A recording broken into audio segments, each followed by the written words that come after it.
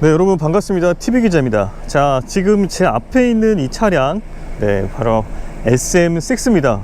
근데 SM6 왜 SM6를 가지고 나온 거야? 라고 생각하실 수도 있는데요. 네, 이번에 그 부분 변경으로 이제 2022년형으로 새롭게 출시가 됐습니다. 그러면서 이 차량에 대한 전반적인 특징들을 한번 살펴볼 텐데요. 지금 이렇게 보시는 것처럼 이 차량의 그 외관상에는 부분 변경이기 때문에 그게 크게 변화가 없습니다. 외관에 있는 변화 어떤 게 있는 건지 그 부분은 그냥 살짝 한번 짚고 넘어가고요. 그리고 이제 주로 이제 실내 그런 어떤 주행 성능 그리고 이제 요 내부적인 부분에서 좀 많은 좀 변화를 겪었다고 합니다. 그래서 어떤 것들이 좀 크게 차이가 있는 건지, 그리고 뒷좌석에 대한 부분들의 어떤 그 궁금증이 많으실 거예요. 중형 세단이기 때문에. 그래서 어떤 부분들이 더 좋아진 건지 또 나빠진 건지 뭐 여러 가지 부분을 한번 살펴볼 수 있도록 하겠습니다. 자, 그러면 전반적인 그런 외관에 대한 특징부터 먼저 한번 살펴보겠습니다.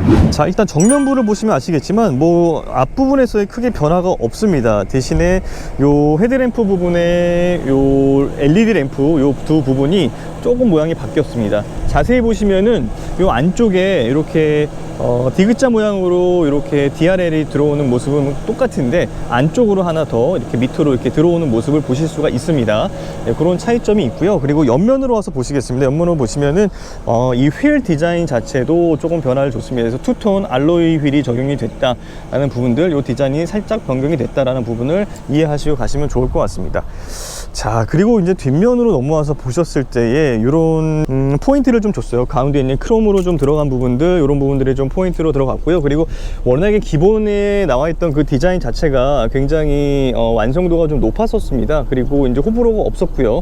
그러다 보니까 이제 큰 변화는 겪지 않았다라고 보시면 될 것 같습니다. 그리고 요 아래쪽으로는 요 방향지 등이 시퀀셜 스타일로 바뀌었습니다. 그래서 보시면은 보다 더 세련된 느낌을 더 전해줄 수가 좀 세련됐다, 네, 그런 느낌을 받으실 수가 있을 것 같습니다. 그리고 TC 이거 260 차량이고요.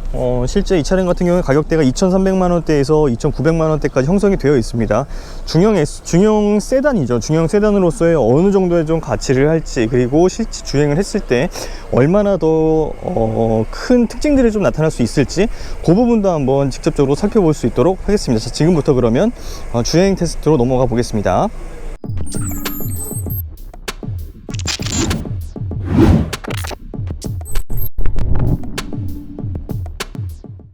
네, 자, 그러면 이제 주행에 관련된 부분을 한번 살펴보도록 하겠습니다. 지금 이제 복잡한 좀 도심 구간을 빠져나와서 이제 실제 이런 좀 고속도로 구간을 좀 달려보고 있는데요.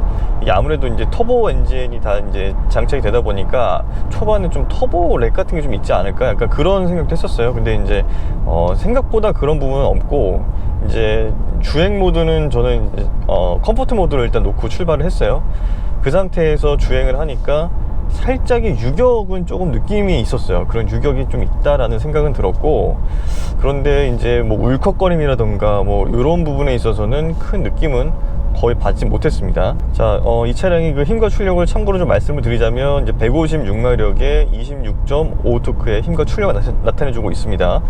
그런 만큼 실제 이런 세단으로서의 어떤 그 성능, 중형 세단으로서의 어떤 그 성능은 크게 엄청 넘쳐나거나 아니면 부족하거나 그런 상황이 아니고 어쨌든 무난하다라고 볼 수 있을 것 같습니다. 자, 그리고 지금 주행을 하면서 좀 느끼는 거는 일단 그 제가 이제 시트 포지션을 좀 생각보다 좀 많이 좀 높여놨어요. 왜냐하면은 저는 평소에 이제 SUV를 타고 있기 때문에 아무래도 세단은 조금 낮게 깔려가는 느낌이 있잖아요. 근데 그런 느낌을 좀 어색하더라고요. 그래서 실제 조금 시트 포지션 높여놓으니까 이게 세단에서 이렇게 좀 낮게 깔려가는 느낌보다는 오히려 조금 더 이제 주행하는 데 있어서 편한 느낌을 좀 받고 있고요.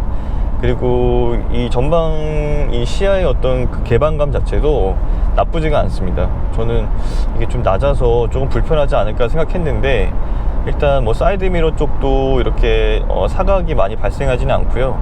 그리고 전방을 봤을 때에도 생각보다 굉장히 편합니다. 그리고 이제 세단의 장점은 이제 주행하면서 보다 더 이제 주행감이 좋다라는 점이잖아요. 근데 이제 이 차량도 마찬가지로 운전석에서는 그런 뭐 서스펜션의 어떤 그 소프트함이 굉장히 좀 잘 살아 있어서 크게 뭐 주행하는 데 있어서 어떤 그 승차감이 부족하다, 이런 부분은 잘 느끼지는 못할 것 같습니다. 자, 그러면 지금 요 TC260 요 모델을 선택하시는 분들이 이제 어떤 분을 선택하실까 좀 고민을 해보고 이제 생각을 해보면은 지금 4050 세대에서 이 차량을 선택하실 수 있겠다. 그리고 이제 실제 요 르노 삼성 측에서도 그쪽의 나이대 연령대를 타겟으로 삼고 있다라고 이제 설명해 주셨어요.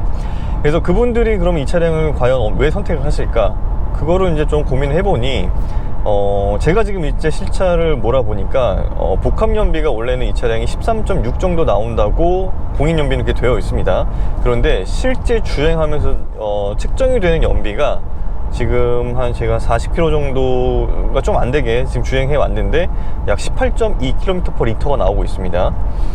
이 정도면은 지금 도심 구간부터 이렇게 쭉 빠져나와서 이제 고속도로 구간까지를 이제 복합으로 지금 연비를 따져보고 있는 건데 18.2 정도면은 뭐 타사의 뭐 웬만한 뭐 하이브리드 차량보다도 연비가 더 좋게 나온다라고 볼 수 있고요.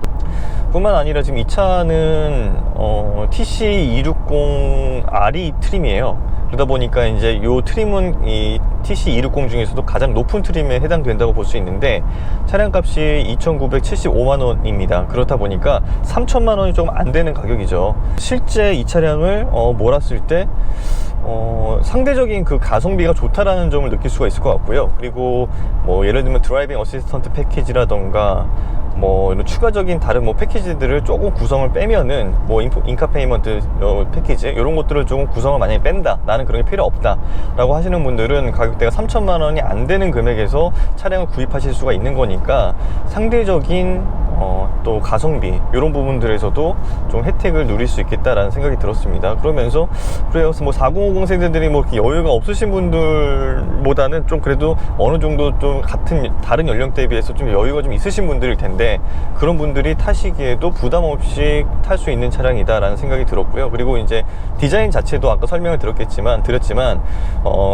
약간 유럽 감성의 어떤 그 프랑스의 어떤 그 감성들을, 미적 감각들을 굉장히 많이 살렸잖아요. 그러면서 차량에 대한 그런 외관 디자인에 대한 좀 우수성 이런 것들도 같이 가미가 되면서 성능과 어떤 효율성과 이런 좀 디자인 이런 삼박자들을 잘 갖추면서 한 4050 세대 뭐 그분들이 타기에도 굉장히 괜찮은 차다라는 생각이 들었습니다. 그리고 이제 좀 연령대가 좀 높으신 분들이 타더라도 실제 이렇게 주행하는 데 있어서 크게 불편함이 없고 어려움이 없습니다. 굉장히 직관적으로 바꿔놨고, 그리고 예전에 요 가운데 있는 요 센터페시아 쪽에 있는 인포테인먼트 요 디스플레이 자체가 뭐 터치감이라던가 아니면은 요 직관성이 좀 떨어진다 이런 부분들이 조금 지적을 받았던 걸로 알고 있는데 그런 상황에서도 개선이 많이 됐고, 이 터치를 하면은 굉장히 터치가 반응 속도가 좋습니다.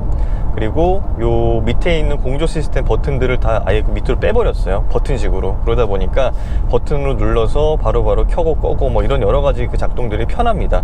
그런 것들은 굉장히 큰 장점이다라고 보여질 수 있을 것 같습니다. 자, 그러면은 실제 이 차량이 그 외부에서 들려오는 풍절음 이건 어느 정도 좀 커버가 됐는지 그것도 좀 살펴봐야 될 것 같은데요. 지금 제가 주행하는 게 속도를 많이 못 높이고는 있어요.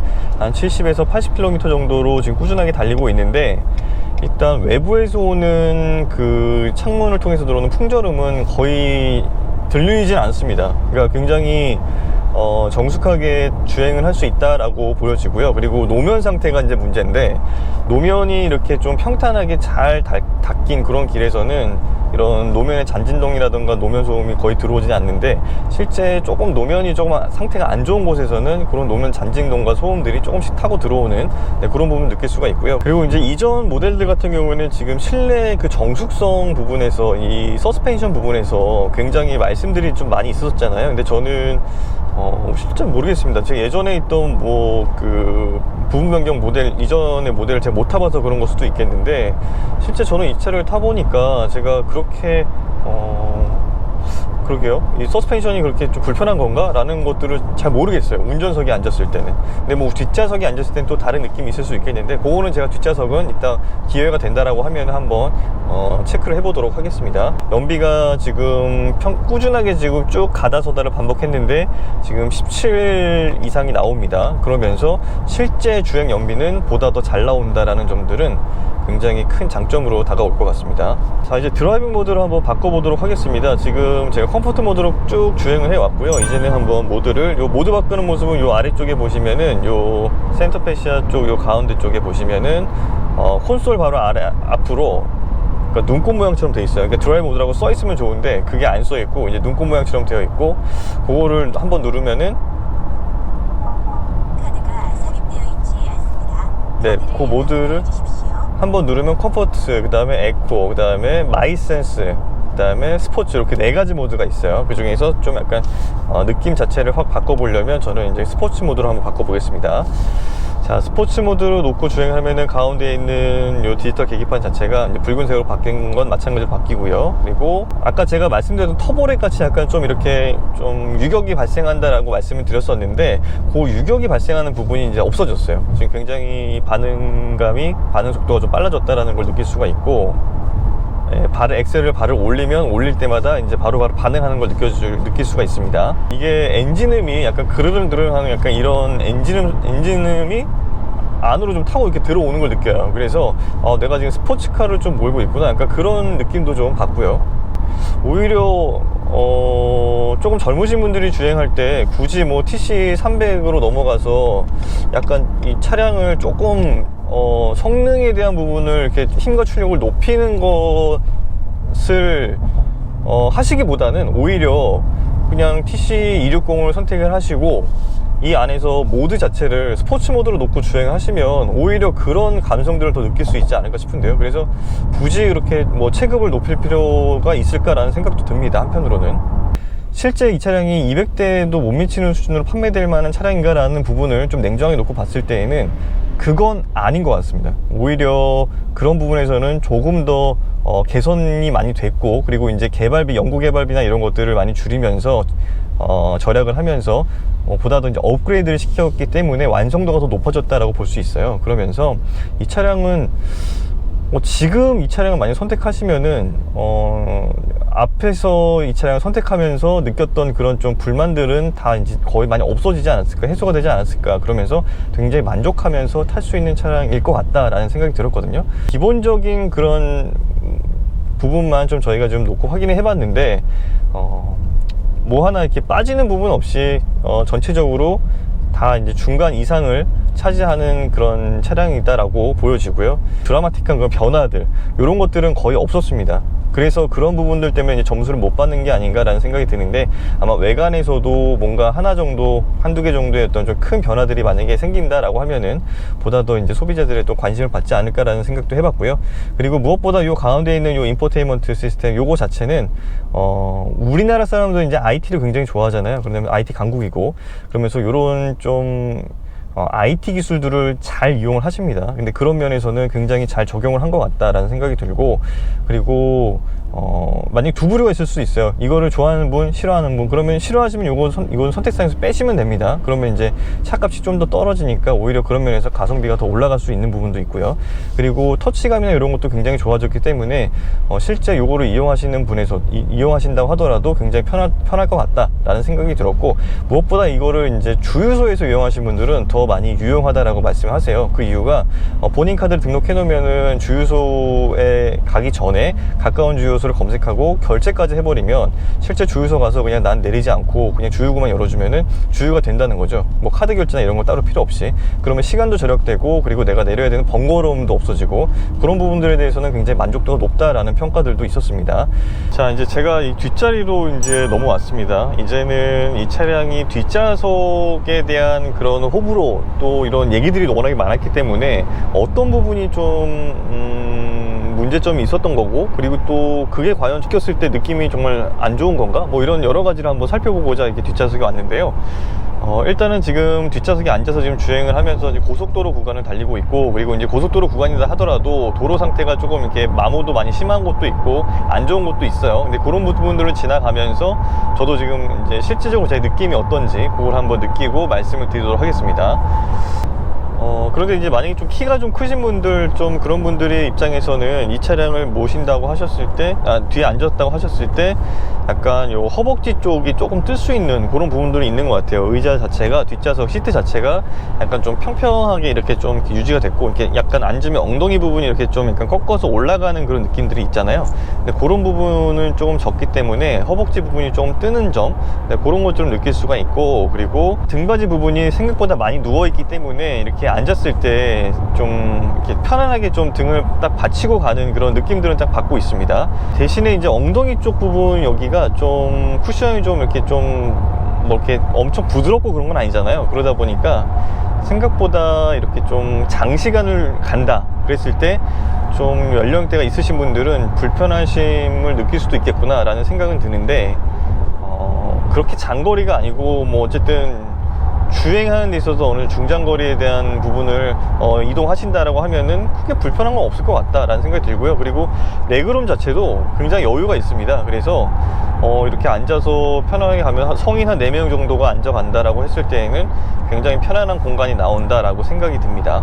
아니, 중형 세단인데 이렇게 뒷좌석에 이렇게 여유가 있는 공간이 나온다라는 점이 되게 저는 좀 약간 놀라웠고, 세단이다 보니까 아무래도 이제 편하고, 그리고 자리 공간도 넓고, 그러니까 이제 어떻게 보면은 이게 뭐 사장님 차, 회장님 차까지는 안 되더라도 사장님 차의 어떤 그런 느낌까지도 느껴볼 수가 있는 그런 차다라고 생각이 되고요. 헤드룸 공간도 나쁘지가 않습니다. 그러다 보니까 뭐 위쪽으로도 굉장히 볼륨 여유가 있고 답답한 느낌도 거의 없고, 굉장히 무난하게 뒷좌석에도 갈 수 있겠다라는 생각이 들었습니다. 그리고 지금 시속 한 70에서 80km 정도로 이제 왔다 갔다 하면서 지금 주행을 하고 있는데, 이 정도 속도로 갔을 때 굉장히 좀 안정적으로 편하게 갈 수 있다는 걸 느낄 수가 있고, 그리고 지금 크루즈 컨트롤 모드가 있어요. 그래서 이제 어댑티브 크루즈 컨트롤을 켜놓고 이제 주행을 하면은 알아서 이제 앞차와의 간격도 조절해 가면서 이제 그런 급가속, 급출발, 급제동 이런 부분들은 이제 줄여주기 때문에 주행하는 데 있어서 운전자석도 그렇고 보조석, 그리고 이제 뒷자리 이 부분까지도 굉장히 편안하게 갈 수 있지 않을까라는 그런 생각이 듭니다. 그리고 지금 보시면 이렇게 창문 요 틀도 굉장히 넓습니다. 그래서 뒷좌석에서 여기 하나 이제 막혀 있는 부분들, 이렇게 좀 바가 내려오는 부분도 원래 있을 법한데, 이 차량 같은 경우에는 뒷창문이 굉장히 크게 이제 열리게 되는 그런 형태로 되어 있어서 실제 앉았을 때 이제 뒷부분에서 봤을 때 개방감도 상당히 괜찮고, 이 옆쪽으로는 대신에 이제 굉장히 개방감이 좋다라는 부분들도 좀 한 가지 좀 느낄 수 있는 특징인 것 같습니다. 자, 그리고 제가 아까 성인 한 4명 정도 타면은 안정적이겠다라는 말씀을 드렸는데, 가운데 있는 요 암레스트를 좀 내려보면 여기도 굉장히 또 편한 공간들이 나옵니다. 이제 팔걸이를 이렇게 올려놨을 때 굉장히 편하고요. 그리고 여기 아래에 있는 컵홀더가 이제 2개가 위치해 있고, 그리고 그 밑으로는 이제 열선 시트, 이 시트에 열선 시트가 이제 위치해 있습니다. 그래서 버튼을 똑딱똑딱 이렇게 양쪽으로 왔다 갔다 하면은 켜지고, 이제 거기서 강약도 조절이 되는 그런 형태로 되어 있어서 그거는 좀 특이한 점인 것 같고요. 그리고 컵홀더 앞쪽으로는 이제 스마트폰이나 이런 것도 하나 또 꽂을 수 있는 공간들도 있어요. 그래서 그런 부분들까지도 활용을 한다라고 하면은 뒷좌석에서는 성인 4명이 굉장히, 그러니까 뒷좌석 2명, 앞좌석 2명 해서 성인 4명이 굉장히 편안하게 이동할 수 있는 그런 공간이 나올 것 같다라는 생각을 했습니다. 자, 이렇게 전반적인 부분들은 좀 참고를 해 봤을 때 그래도 이런 SUV가 아닌 세단으로서의 어떤 그 입지를 다시 한번 좀 잡고자 이렇게 노력을 하는 부분도 느껴졌고요. 그리고 그런 면에서는 조금 더 높은 점수를 줄 수 있지 않을까라는 생각을 해봤습니다. 자, 지금까지 TV기자의 편의실 신차 리뷰였습니다. 감사합니다.